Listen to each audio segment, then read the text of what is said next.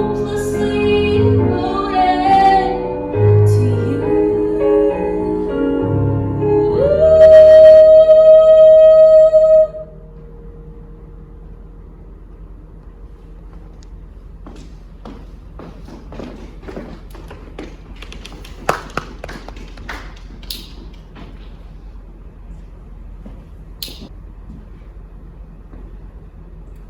I had a therapist tell me once it was ironic how much love I gave out because I didn't give much to myself. She laughed, like self-love was a sick joke. I chuckled and cried at home. I had someone tell me once I could not love anyone else until I learned to love myself. This time I got to laugh. This time the sick joke was mine. Was me. Might as well wait forever.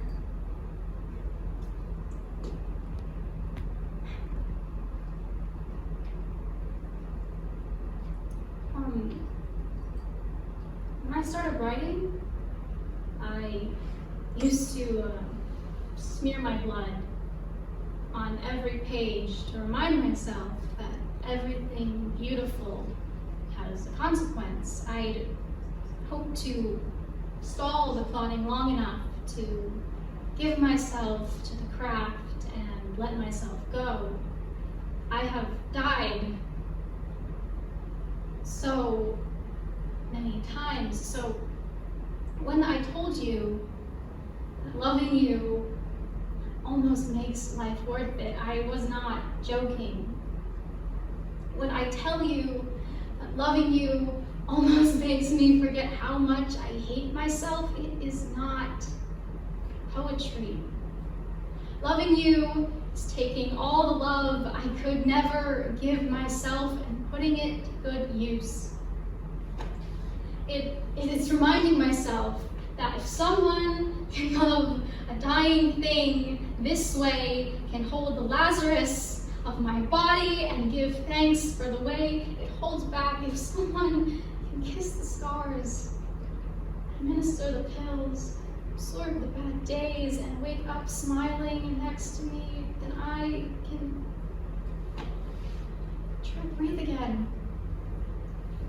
Because self-love does not always come first, or second, or even ever, but your love be the guardrail on the ledge, the drawers that hide all the sharp things, the body that carries my collapsed frame into bed, be the flowers you bought, because even though they are dying too, they still dance.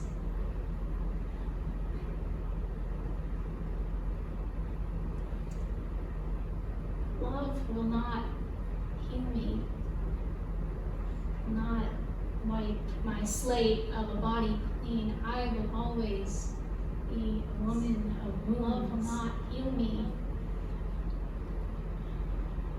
but it will hold my hand if I ever heal myself, and maybe teach a joke that I can stay alive long enough to laugh at. I love you enough to want to love myself too.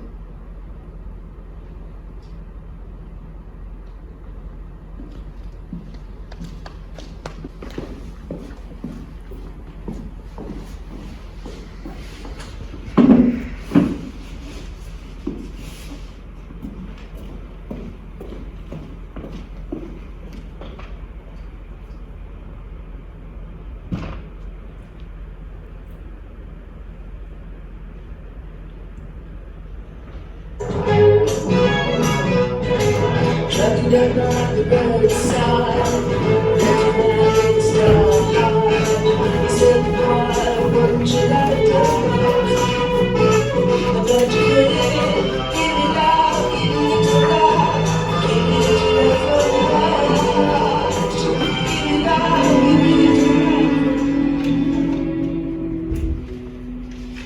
We hide behind masks of the Orient, because the sullen lumbering shapes of the Western world strike fear and terror into our limbs. And all is ungrown. Legends we long for, legends there are, and east over our heads. So perchance gods dwell unseen in the east of the world. The breeze from the hills blew through his snowy hair like an omen.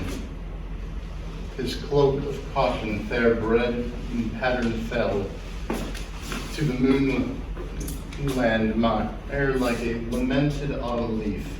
He dribbled his thoughts like a mastiff. If only. He muttered, uttering words of Poetry in magical wordways. Causing violent And upheavals in the upheavals sleeping animal beds within earshot of his daggered lips. the questical day had held all the promise of an artist. But with gray, horseless clouds of autumn, Afternoon, all starfields revealed was lost. as a pebble of love in the black-scorched deserts of civilization. the Last last dramatic gesture with the mask of the day spent was gone. Pure of skin but soiled of soul, prepared his parchment scroll and crouched like a beggar began the last task of his day. An etching of a child, Blue-skinned and shaken, like a fowl in the skies. With eyes so true and hollowed that an artisan wept as he drew, And already the quest has begun.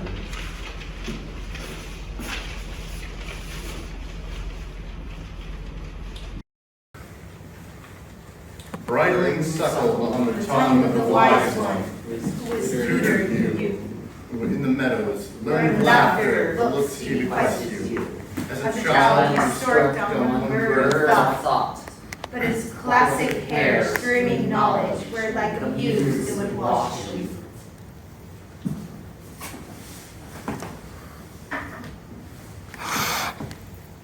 And Now, as a suitor he courts you, clasped in the rug of his love, like a a reindeer. reindeer, For his winding mind mind knows the pouring folly of untamed youth. like a new stream, Prey of the sun, a child in the summer of the drought. Yet she dotes dotes on his old brow, pressed hot lips on her heart's toes, recites in the moon-flooded rose prose of his choice. Like a voice she travels in love, like a lover, all is well. the Clauses high, Dust skims the sky, a silver pennant, a wrong wicked and shorn, assaulted his majesty exalted. My ram's foot hexagon was on. And oh, for the Ice King, a winter in the storm. the eloquence of jewel tent, and a Crown of dark swans down. And oh, Elena, child soothsayer, She the sleeper, laden legs like a god. a fool's everglade, like a seasoned slave, your quince everlasting horn lamp. made of wheat, at your tiny revered feet. The vanquished sun is like the withered yolk of a weathered egg.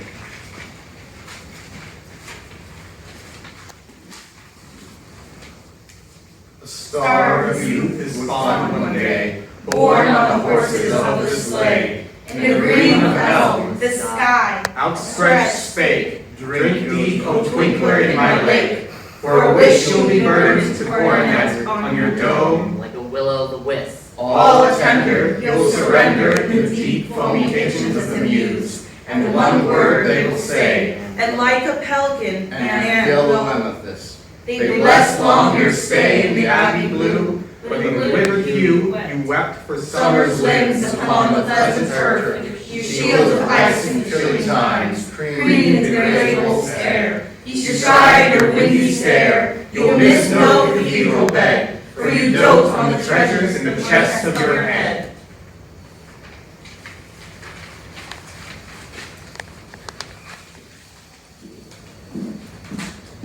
My head I hold to the four winds. my being. in its fullness as a banner of fire with the rays of life's light.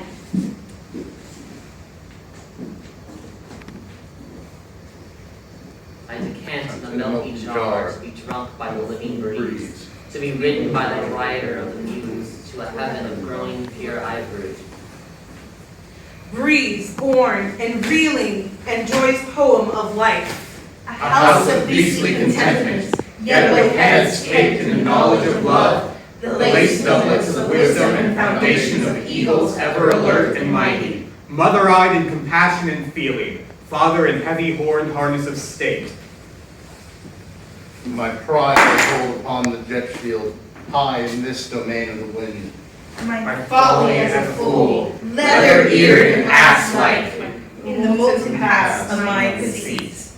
A leper is healthier than myself. If cleanliness of soul is a flesh scholar, My ears are bangled with tangled ivy sprung from the fiery downs of falsehood. for My eyes, hooded and beaten by the years, are eaten by the vulture of mythology, My skull juice is curdled like an overripe cheese. reeking and ill in my castle of destiny. Like a pomegranate am I. O winged ones with your shallow cares, with northern hearts in your rolling robes of chivalry, which way will your guillotine gaze fall?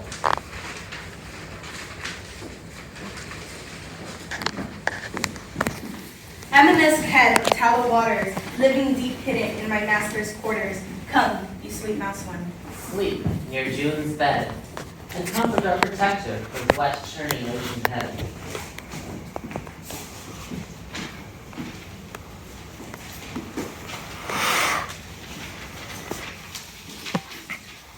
A southern homestead. A warrior sucking spring liquid from a burning waterfall in a field. His sword, sickle like the pearly May moon. His willow toe, a traveled hollow of orchards and vineyards. Fording brown streams in the gauntlet of the land. East of the leaning cedars, A rustic land peopled by hermits, skyward and tilted. They map the sky's palm, howl on the haunted hillocks, that as he feels awoken. The wet broken hair of the fairest is set like a talisman. On the southlands of her head, And a wolf of marble, snowy like a storm with a blizzard brow and ivory fangs. Ranges, the steeplands like a poaching forester in the light. Oh, such a wonder at dusk, his tusks dribbling like a stream. and his thunder a howl. Oh, the granite of night's dream, a white wolf proclaimer of fortune, a child chooser, a friend of the fair, all snow in my winter, if you wish hard, he's there. a ship of rhythm, like a beacon. Tossed like a fairy on the wings of fleeing night, snuggled like a crumb, withered like a willow, wandered by the sky flow founder, a precious light. his nose was a cliff top onto me, an ocean swelling, and talking was lost in the lonesome lands of his kind hand. He gave to me a word to brand my being with, to wash in its windy splendor and mellowness, and to treasure as my inheritance. When the panther of pride beckons me, for he knows me since a sapling, through the ink of my foolishness he is seen. And he's cared as a father would.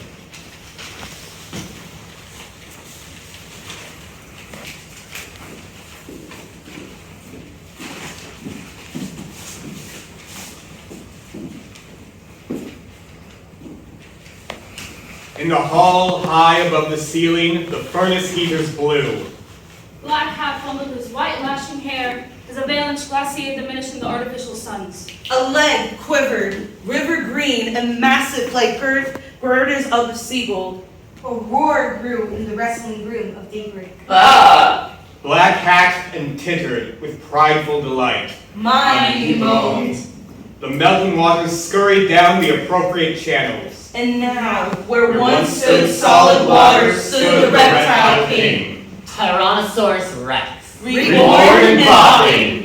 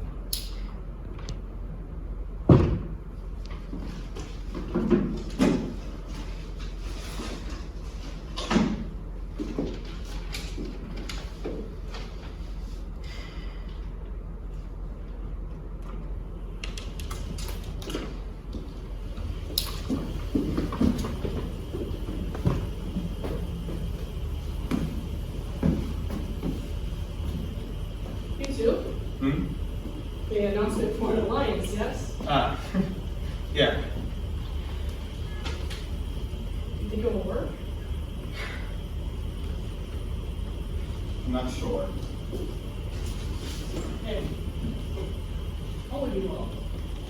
That's all you want. We have a mission to get to.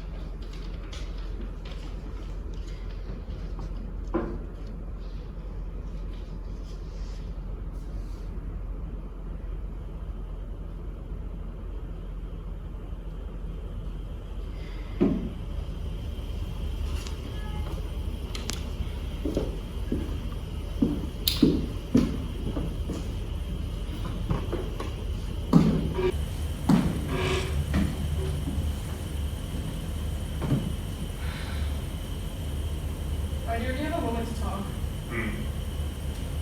I assume you're working on the terms for an alliance, yes? Something like that. Yes. Really? Is there a reason you're doubting me? Elaborate. This is your signature. You sent out the order to kill my allies, my friends. What happened to the lines we talked about? Your friends are uncooperative and stubborn. We've been fighting for an alliance for years now, and they haven't changed their opinion since. So you plan to kill them? We won't get any progress done if they keep getting in the way. You take the possibility of an alliance and you kill any of my leaders. It's necessary. Necessary? Do you hear yourself right now? What are you implying? The man I love wouldn't do this. Why does that matter?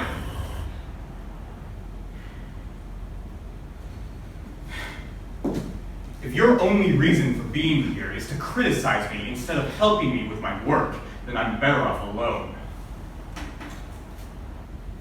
Leave.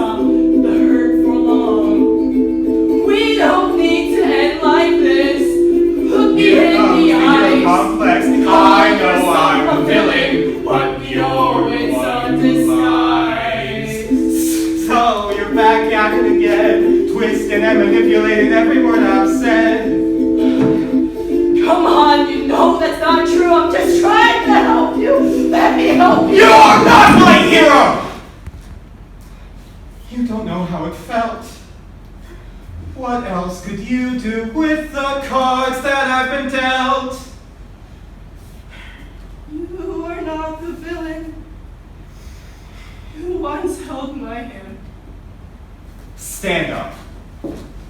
Get out. Sometimes things don't go as planned.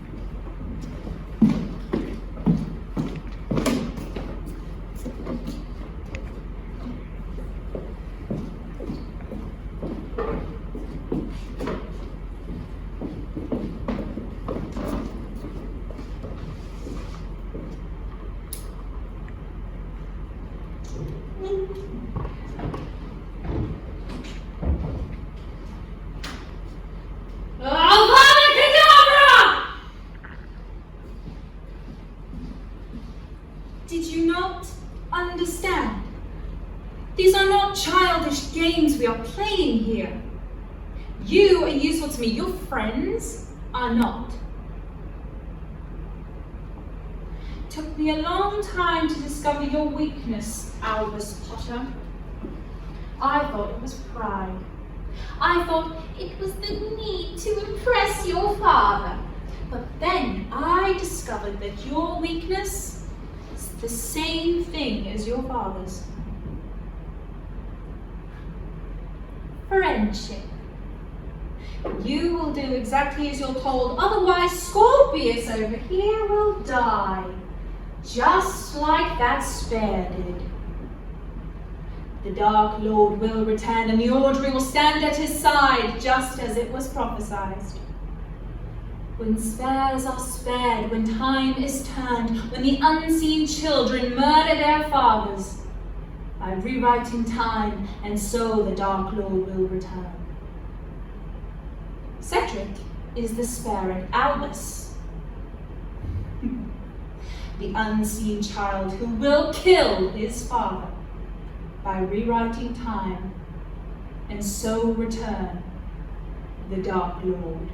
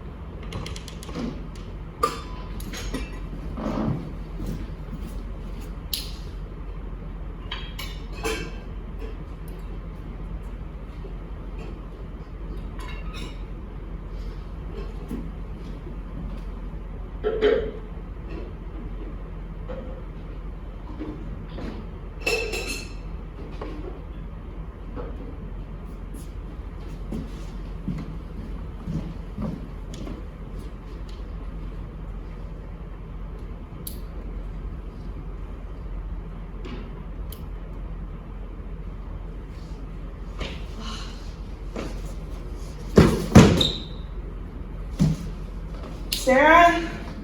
Sorry, I just walked in. You weren't answering the door and, well, I'm carrying this slide. Is the better bullshit you told me to bring in?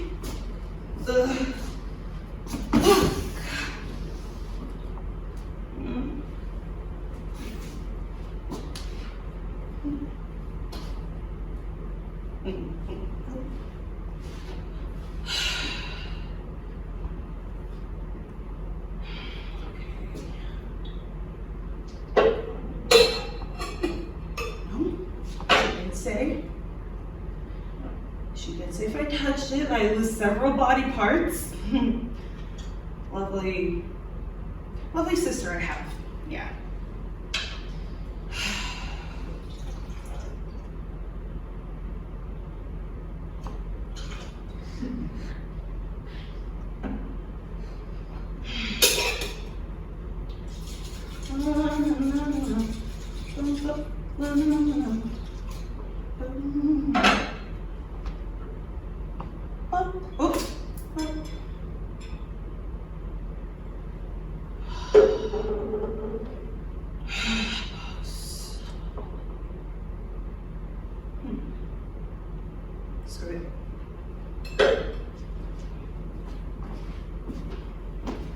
All right.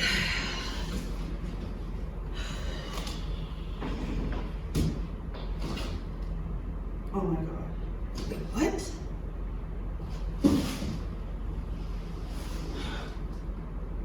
No.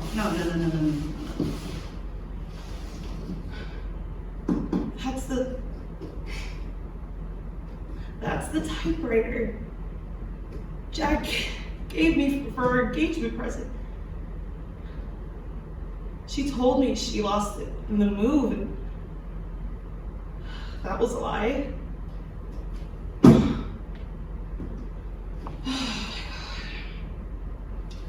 right? Wait. Wait.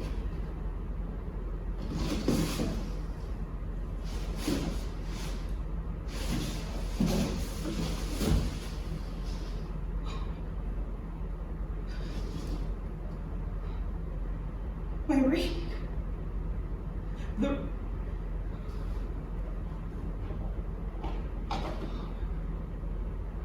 She said Jack sold it when they got engaged, and even that was a lie.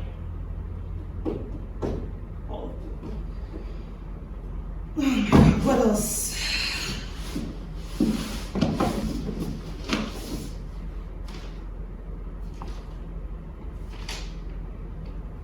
Now, why does this thing have my name on it?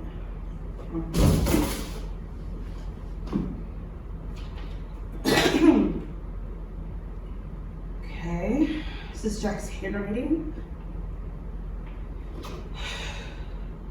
The love of my life, my moon and stars, Kyrie. I don't know where to begin. You were my best friend. You were my best friend before we became anything else. We fell in love, and it was the best thing. Then I thought someone else could make me happier, and I was wrong. I'm sorry this letter is short, but I don't have much time. I just need you to know I made a mistake. I love you. I need you back. If you feel the same way, meet me at the park where I proposed at 8, and if you don't come, then I have my answer. Love you till the day I die, Jack.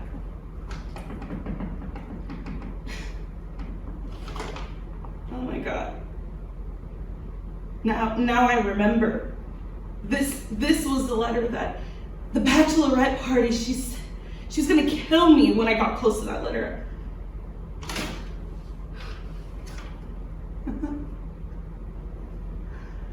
Now it makes sense.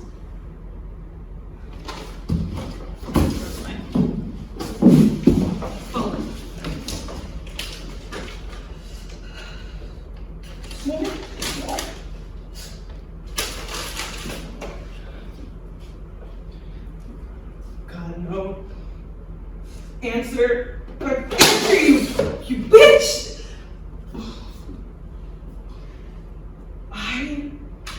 You took everything from me. I let you have the love of my life. And that dinner where you wanted to make sure that I was actually okay with you and him being together, even that was a lie.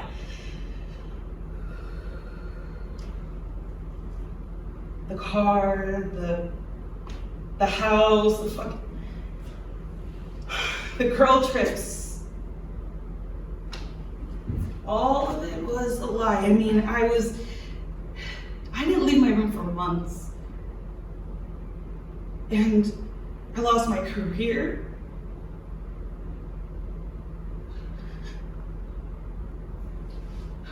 I was starting to finally feel like myself. I mean, that's why I have all this freaking shit on my face. I was feeling like myself, and then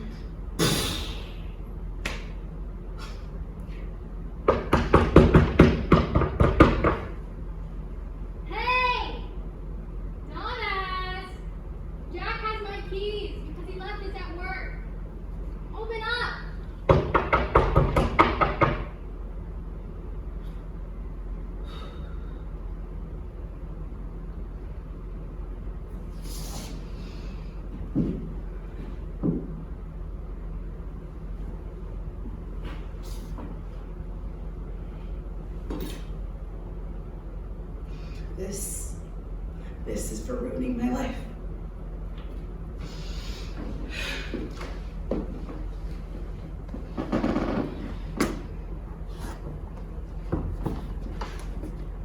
Hey, sis.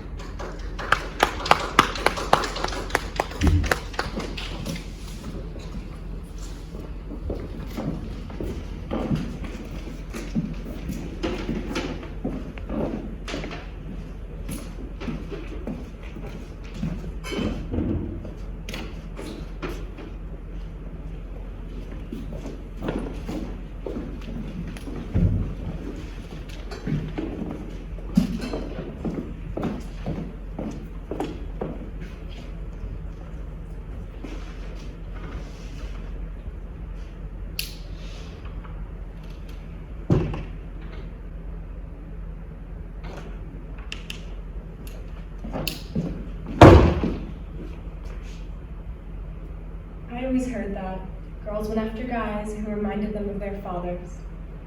So I always made double sure to never go near any guy who reminded me of you.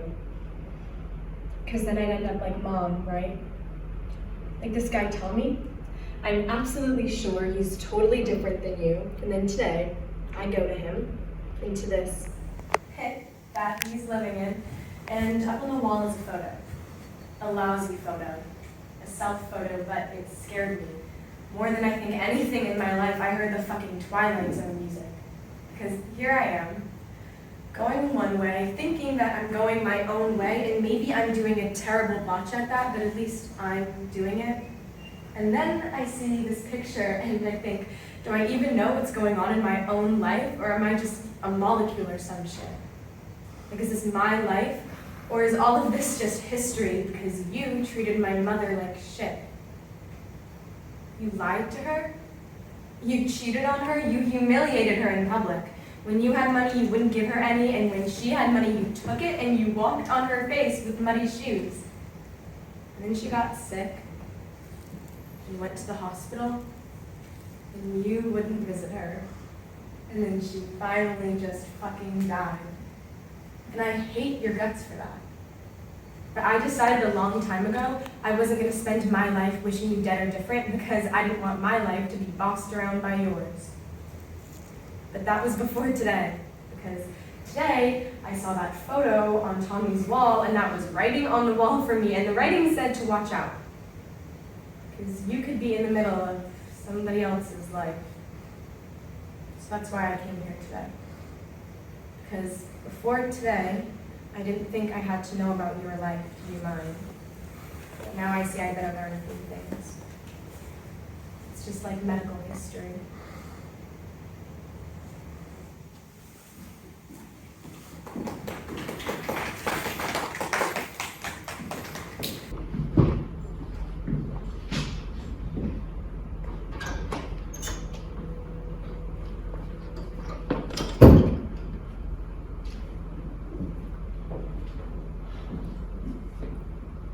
Hello there. My name's Chris. Well, a few weeks ago I composed a little song. The first piece ever. I'm really not a good singer, but luckily for us, my assistant here, little Miss Moncolio, is. I'm sorry, she has selective mutism, but in a moment you'll hear her. She actually is the genius, really. She came up with the idea of what it would be about. The fairy godmother, Tom Tiger, Mr. Snake. I think we should start it now. Don't you? Shh.